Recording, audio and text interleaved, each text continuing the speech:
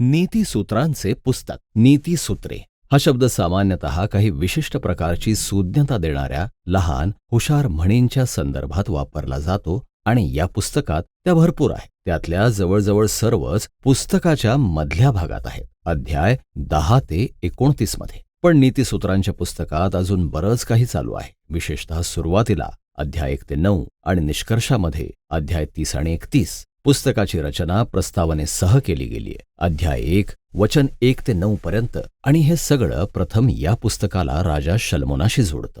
आता पहिले राजेच्या अध्याय 3 मधील कथा लक्षात ठेवा. इस्रायलचे चांगले नेतृत्व करण्यासाठी शल्मोनानं देवाकडे सूज्ञता मागितली होती आणि म्हणून शल्मोन प्राचीन जगातील सर्वात सूज्ञ माणूस म्हणून ओळखला जाऊ लागला. आणि आम्हाला पहिले राजे 4 मध्ये सांगितलं आहे की त्यानं हजारो नीतिसूत्रे आणि कविता लिहिल्या आणि वनस्पती व प्राण्यांच्या बद्दल ज्ञान गोळा केलं. शल्मोन इस्रायलच्या सूज्ञतेच्या साहित्याचा जणू काय उगमस्थान होता.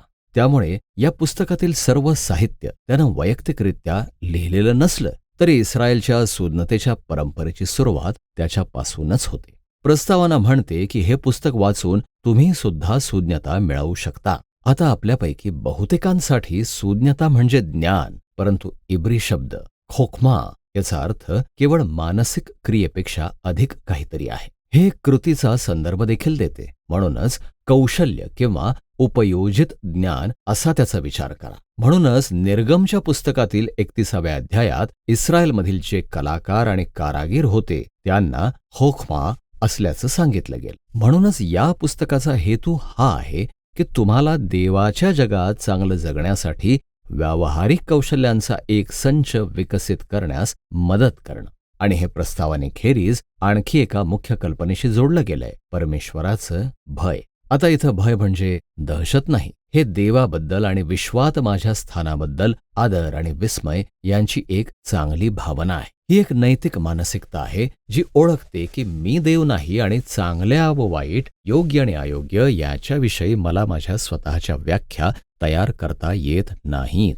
त्याऐवजी मला स्वतःला देवापुढे नम्र होण्याची आणि योग्य व अयोग्य याविषयी देवाची व्याख्या स्वीकारण्याची गरज आहे, जरी ती माझ्यासाठी गैरसोयीची असली तरीही.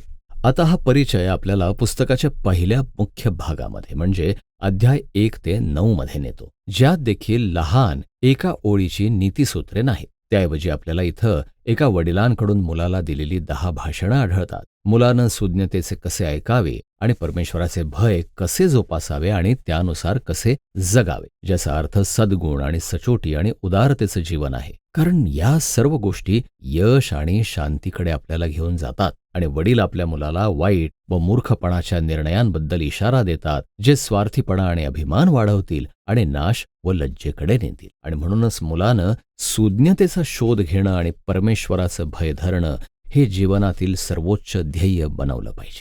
विचार करण्याची पद्धत ही या संपूर्ण पुस्तकाचे नैतिक तर्क बनवते. आता वडिलांची ही भाषणे आपल्याला पवित्र शास्त्रासंबंधी सूज्ञतेचे साहित्य काय आहे आणि ते पवित्र शास्त्राच्या इतर भागांपेक्षा कसे वेगळे आहे हे देखील सूचित करते. ही पुस्तके देवाच्या जगात कसं चांगलं जगायचं याचा शोध घेतात. पण सूज्ञता मोशेनं सिनाय पर्वतावर इस्रायलला दिलेल्या नियमासारखी नाही आणि ती भविष्यवाणी म्हणजे देवाच्या लोकांना दिलेली दिव्य भाषणं यासारखी नाही. उलट सूज्ञतेच्या साहित्यात देव आणि इतरांचा सन्मान करण्याच्या मार्गानं कसं जगायचं याबद्दल पिढ्यानपिढ्या देवाच्या लोकांची संचित अंतर्दृष्टी आहे. आणि म्हणून आता नीतिसूत्रांच्या पुस्तकाद्वारे सूज्ञतेचे हे मानवी शब्द, देवाचे शब्द आणि सूज्ञता म्हणून त्याच्या लोकांसाठी एकत्र केले गेलेले आहेत, जे आपल्याला अध्याय 1 ते 9 मध्ये सापडलेल्या इतर गोष्टींशी जोडते.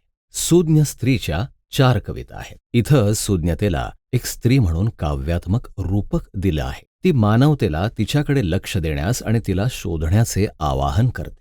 सूज्ञता म्हणते की ती विश्वाच्या रचनेत विणली गेली आहे आणि म्हणून जिथं तुम्ही लोकांना सूज्ञ निर्णय घेताना पाहता ते तिच्यावर अवलंबून असतात. जेव्हा आपण एखाद्याला उदार किंवा लैंगिक सचोटी बाळगताना किंवा न्यायाची राखण करताना पाहतो तेव्हा ते सूज्ञतेवरती अवलंबून असतात. या सूज्ञ स्त्रीच्या कविता एक सर्जनशील काव्यात्मक मार्गानं या संकल्पनेचा शोध घेत आहेत की आपण देवाच्या नैतिक विश्वात राहतो आणि चांगुलपणा व न्याय हे उद्दिष्टपूर्वक वास्तविकता आहेत, ज्याकडे दुर्लक्ष केल्यास आपण स्वतःला धोक्यात टाकतो.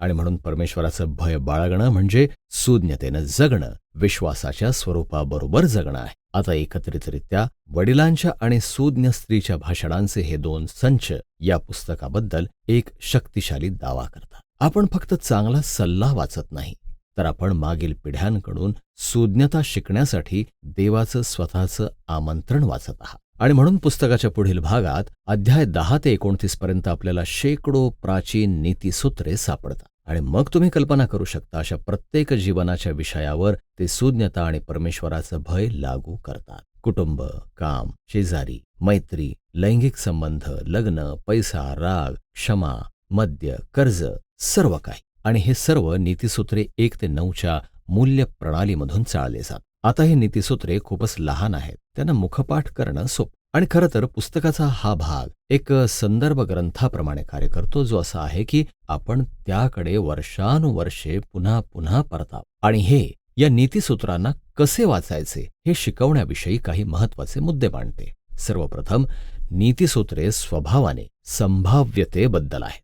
जर तुम्ही परमेश्वराचं भय बाळगता आणि तुम्ही सुज्ञ चांगले पर्याय निवडता, तर कदाचित तुमच्यासाठी गोष्टी चांगल्या होतील. आणि जर तुम्हाला परमेश्वराचं भय नसेल आणि तुम्ही मूर्ख असाल, तर तुमचं आयुष्य कदाचित इतकं चांगलं जाणार नाही. आता हे सर्व सहसा खरं असतं, परंतु नेहमीच नाही. जे पुढील मुद्द्याकडे नेत. नीतिसूत्रे आश्वासने नाहीत, ती यशाची सूत्रे नाहीत. म्हणून काही नीतिसूत्रे, उदाहरणार्थ, परमेश्वराचे भय आयुष्य वाढवते, पण दुर्जनांची वर्षे कमी होतात. किंवा मुलाच्या स्थितीस अनुरूप असे शिक्षण त्याला दे, म्हणजे वृद्धपणीही तो त्यापासून परावृत्त होणार नाही. तर होय, देवाची भीती बाळगणं, नैतिक व्यक्ती असणं बहुधा अधिक चांगलं आणि अधिक दीर्घायू देईल. आणि तुमच्या मुलांना एका स्थिर घरात वाढवल्यामुळे ती चांगली तयार होतील. परंतु कोणती हमी मात्र देत नाही. आपल्या जगात बऱ्याच गोष्टी चुकीच्या होऊ शकतात आणि अनेकदा होतातही. आणि म्हणून शेवटी स्वभावतः नीतिसूत्रे सामान्य नियमावरती लक्ष केंद्रित करतात, परंतु अपवादांवर नाही, ज्या बऱ्याच आहेत. आणि सुज्ञतेची पुस्तकं प्रत्यक्षात त्यापासून अनभिज्ञ नाहीत. अपवादाविषयी म्हणाल तर इतर सुज्ञतेची पुस्तकं इयोब आणि उपदेशक ही आहेत. आणि एकत्रितपणे हे मान्य करतात की जीवन खूपच गुंतागुंतीचं आहे, अगदी सूत्रबद्ध नाहीच. म्हणूनच संपूर्ण दृष्टिकोन मिळवण्यासाठी आपल्याला सर्व सुज्ञतेच्या पुस्तकांची गरज आहे. हे सर्व पुस्तकाच्या शेवटच्या भागाकडे जात, ज्यात 2 मोठे कविता संग्रह आहेत. प्रथम आगोर नावाच्या माणसाच्या कविता, जो स्वतःचे अज्ञान आणि मूर्खपणा मान्य करून देवाच्या सुज्ञतेची मोठी गरज ओळखून सुरुवात करतो. आणि मग अगोरला त्या दैवी सुज्ञानाचा शोध लागतो, जे पवित्र शास्त्रात दिलं गेलंय, जे त्याला चांगलं कसं जगायचं ते शिकवतं. आणि म्हणूनच नीतिसूत्रांच्या पुस्तकाच्या आदर्श वाचकाप्रमाणे आगोरला आपल्यासमोर ठेवलं जातं, जो पवित्र शास्त्राच्या द्वारे देवाची सुज्ञता ऐकण्यासाठी नेहमीच ग्रहणक्षम असतो. अंतिम कविता लमूएल नावाच्या माणसाशी जोडल्या गेल्या.